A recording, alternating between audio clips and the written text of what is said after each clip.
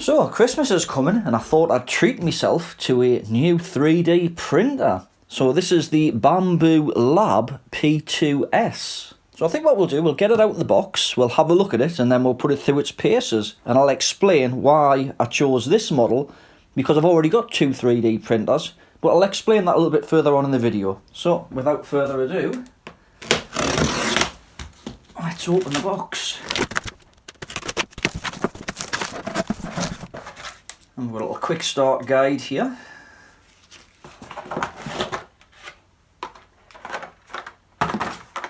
And some other bits and bobs, I'm not sure what that is, but I'm sure we'll find out.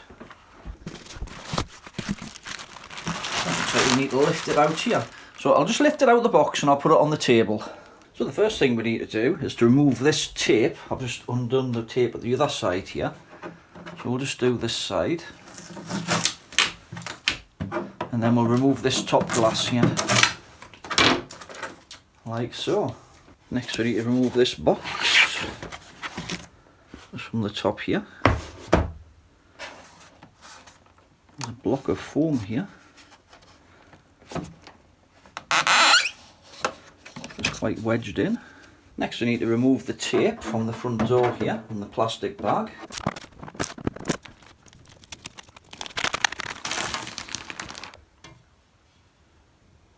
And now we need to use the long Allen key from the toolbox here and remove the two screws that are just down here.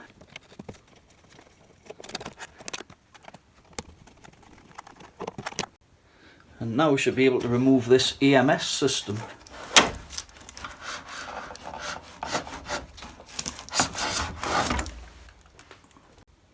Now with the same Allen key we need to undo the Allen bolts that are marked in red here that hold the base down.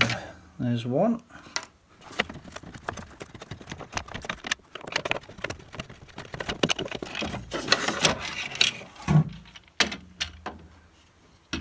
Now there's another screw just at the very back of the print bed here, which uses the same Allen key, which we need to remove also.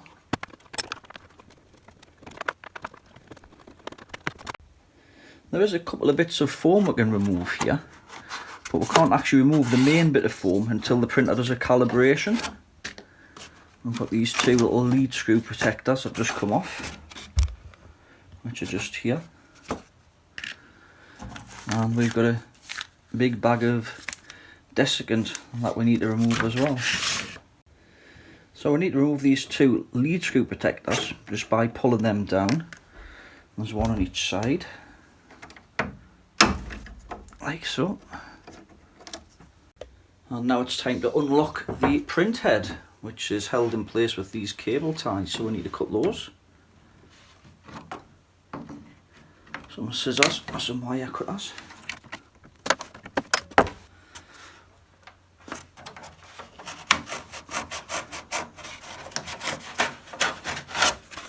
There's also this block of foam to remove.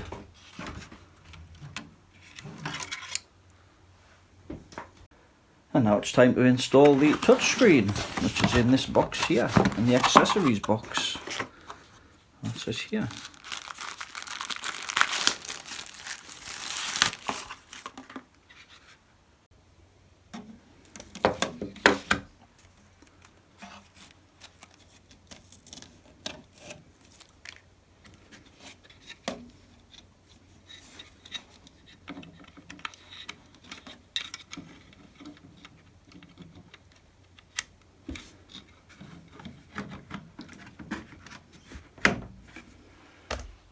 Right, let's pop the top on and then we'll install the automatic material system. So I've just removed the tape from the EMS. Just open the lid here. And there's a little bit of packing on the inside that we need to remove. And there's also this tape as well.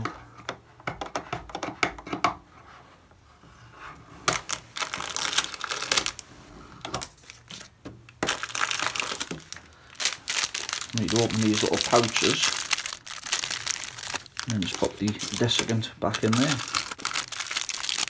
Right, let's pop this on top and then we'll go around the back and we'll connect it up. first of all we need to plug this filament tube just from the button to this point here, like so. Then in the accessories pack there's 3 tubes of all different lengths, and we want the medium sized tube, and that needs to go from here. I'll just poke that in to here. Next we need to plug this 6-pin cable in, which goes from here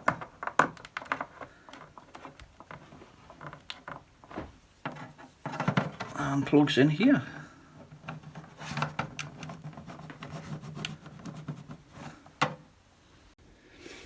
So we're going to fit the external spool holder now.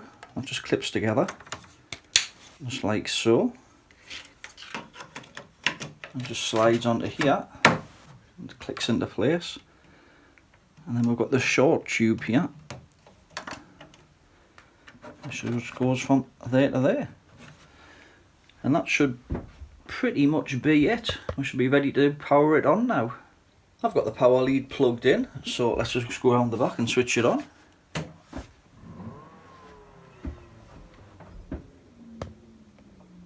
it looks like it's booting up.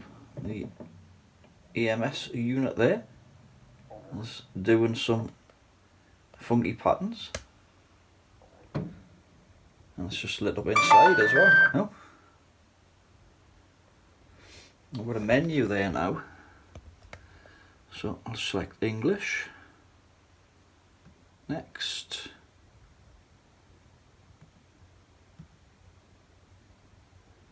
and then I think it wants it to connect to Wi-Fi. Right, I'll just type that in.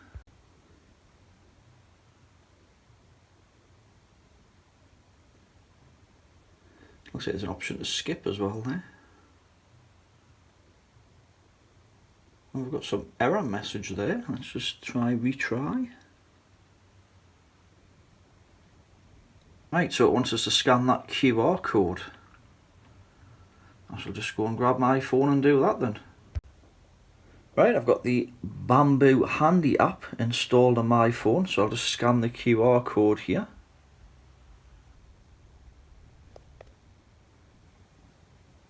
And it says logging in, please wait. So we'll just hit next.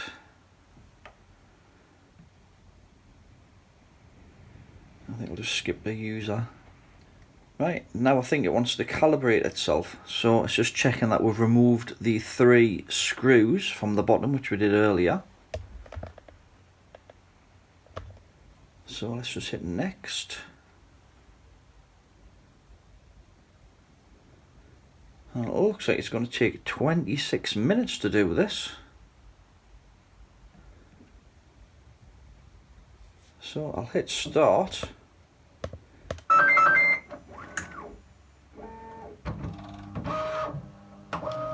It seems to be doing its thing, so I'll leave it for a bit, and then once it's finished we'll come back to it. While it's doing the thing, I thought I'd get the camera up on the app here, so you can actually see it level in the bed on the app, which I thought was quite cool. And now it seems to be running a calibration to make the motors quieter. Well, it's still doing the drive calibration. I just did this a minute ago and it sounded like it was going to explode. I'll just leave it a couple of seconds, you'll hear what I mean.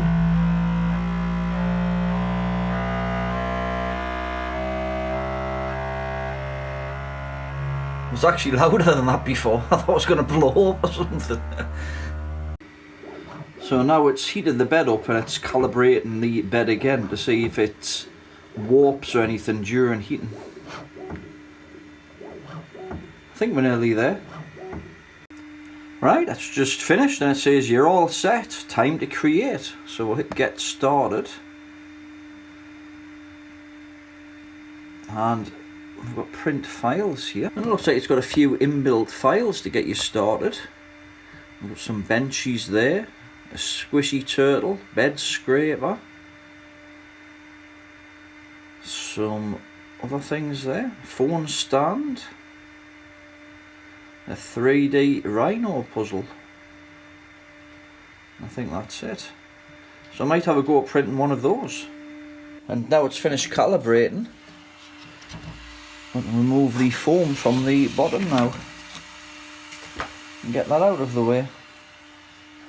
I've put some white PLA in the EMS2 Pro, and I've set that in the settings of here so you can tell it what colour. If you use the Bambu Labs filaments, they've actually got an RFID tag in them, and it'll automatically set all the parameters of what material it is and what colour it is as well. So let's just go to home, and what I'm going to do, I'm going to print a bed scraper, because you get the little blade and the screws with it. So we'll just go here, we'll do a scraper. I'm going to set the time-lapse on so we'll have a time-lapse video of it printing. We'll go next. That looks correct. So we'll hit print, and then hopefully it whirs into action.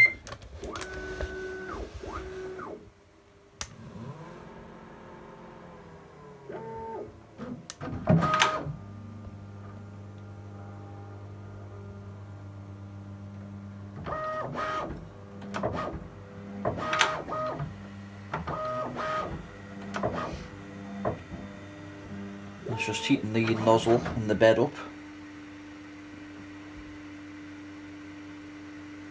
And while it's doing that, I'll talk about my other printers and why I've decided to go for this printer. That looks like the first layer's going down well.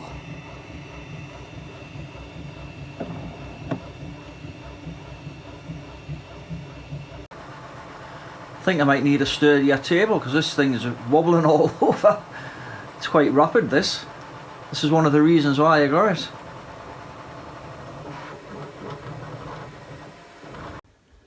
So this is the first 3D printer that I ever owned, which is an Ender 3. I got this when it first came out. However, I had lots of issues with it where the bed wasn't level. I had problems with bed adhesion where the prints wouldn't stick to the bed. I had to put shock mounts on the motors because when it was printing, the noise from it was horrendous. It was like a screaming banshee. So that's that one. And the way this one works, if you haven't seen one before, is that's the X-axis that way. The Y-axis, it actually moves the bed backwards and forwards. And the Z-axis moves this up and down like that. So that's the way that one works. And for a first printer, when they first came out, like I say, it was okay, but lots of problems with it. So this is the printer that I've been using more recently, which is the Ender 5 Pro. I bought this for spares or repair, to repair on the YouTube channel. And I think I paid £100 for it, but it turned out that it had the old 8-bit board in it that was faulty, so I upgraded it to the 32-bit board. Now the only problem that I did have with it was there wasn't any firmware available for the board that I put in it for the Ender 5 Pro that supported the BL Touch, so I had to end up compiling my own version of Marlin for this. So I'll just switch this on and back off and you might be able to see there. There we go, so that's the version of Marlin that I compiled for it a while ago. And it's been working okay, it's just pretty slow. I mean, the way this one works, you've got your Z-axis here, which moves the bed up and down. And the X and Y works a bit like a plotter and just draws on the bed there pretty much. And like I said, it's been quite reliable. I haven't had too many issues with this one since I repaired it and ironed out all the problems, but it did take a while to set everything up and I get all the problems ironed out with it, so it was still a fair amount of work. And one of the things that I was printing with the Ender 5 was one of these, which is a lithophane if you haven't seen one before. And what happens is it prints a picture by varying the thickness of the print. And you print them vertically normally, and it looks quite good like that, but the real magic happens when you hold it up to the light. And it turns pretty much into a photograph. So quite cool. And one of the other things that I printed with the Ender 5 Pro was this for my daughter for cosplay, which is a Wendigo skull helmet. You can actually wear it. You just put a little bit of padding in there and then you can put it on your head. So that was in quite a number of parts, but quite cool. So you might be wondering, well, why the Bambu Labs? Well, one of the things is it's quite rapid, but how I actually got onto this one was we went to a Halloween craft fair, and there was a guy there selling lots of different types of novelty items, and they were really good quality. So I got chatting to him, I was asking him what type of printer he used, and he said, oh, I use the Bambu Labs one. So I'm like, right, okay. I said, oh, what one? And you've mentioned the X1 Carbon. He says, but that one's quite expensive. But he says he's got 6 of the P1Ss, which are really good value. But he says they're releasing a new printer in a few days' time. And this is it, the P2S. And I was speaking to another friend of mine as well who's got the X1C, and he was saying how good it is, and you know, you don't get any problems with them, how quick and reliable it is. So that was at least 2 people that I know who've got them, and they said, you know, they can't go wrong. And the advantage with this one as well, I can put 4 different filaments in, and like the lithophane that I just show you, and actually print full colour lithophanes with this. So when you hold them up to the light, you actually get a full colour photograph pretty much. Because you can put white, cyan, magenta and yellow in the material handling system here, it'll automatically print the colours and sort of mix them on the plate, so when you hold it up to the light you can actually see the picture in full colour. I'll just bring a couple up off the Bambu website. So that's why I thought I'd choose one of these. And also we've got a nice graphical interface here, shows you what goes on. It's got AI on the camera, so it can detect things like if your print fails, you end up with a bunch of spaghetti. The actual printer can detect that via the little camera there, that's just in the corner here. So overall, I think it's a good printer. And it's actually fairly rapid the way it's actually printing here. I'm actually well impressed with it so far. So I'm not sponsored by Bambu Labs or anything, by the way. I've paid with this, I bought this with my own money. Like I say, I've never had any deals with Bambu Labs. However, if they do want to send me some free kit or something, then I'll probably not say no. One of the other features I forgot to mention about this EMS system, which I thought was really good as well. Let's suppose if you had half a roll of filament and you weren't sure if it was going to be enough to complete the print, and you've got another roll of the same colour, if you tell the printer that there's 2 rolls of the same colour, it'll automatically swap when that one runs out onto the next roll and continue the print with that one, which I thought was a really good feature as well. And it says print complete. So this is the time-lapse footage from the inbuilt camera that was saved to the USB stick that I inserted in the top of the machine, and as you can see, I think it's done a fairly good job.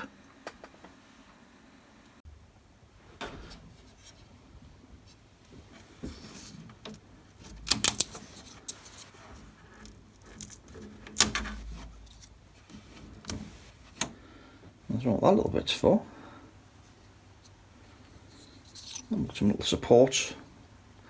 supports on the back there that need to come off. So I've brought this over to my blue mat where I normally do repairs, just so I've got a bit better lighting in here. And I'm really impressed with the print quality of this. Like I say, I can barely see any layer lines on this. I mean, there is a couple of slight ones I can see just on this part here. But I mean, nothing compared to what I normally get on the Ender. I mean, and at least 3 times the speed. So yes, I'm very impressed. And if you're wondering how to assemble the scraper, because it took me a little bit to figure out how does this go together, it goes like that. So the screws go through, and then you have this sort of plastic part on the back here. And the way you use it is that way, with the Bambu Lab part facing down. And that's the way you use the scraper, just in case you build one. So I just thought I'd print a little fidget toy here, and this thing's rapid. I mean, you can see the speed of it going here. I mean, if that was on my Ender printer, it would be really, really slow, and this thing's just flying around all over.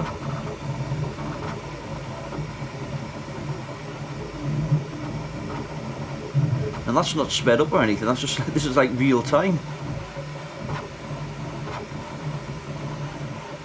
And this isn't even on fast mode either, this is on just normal mode. Because it's got normal, sport, and I think ludicrous is the fastest.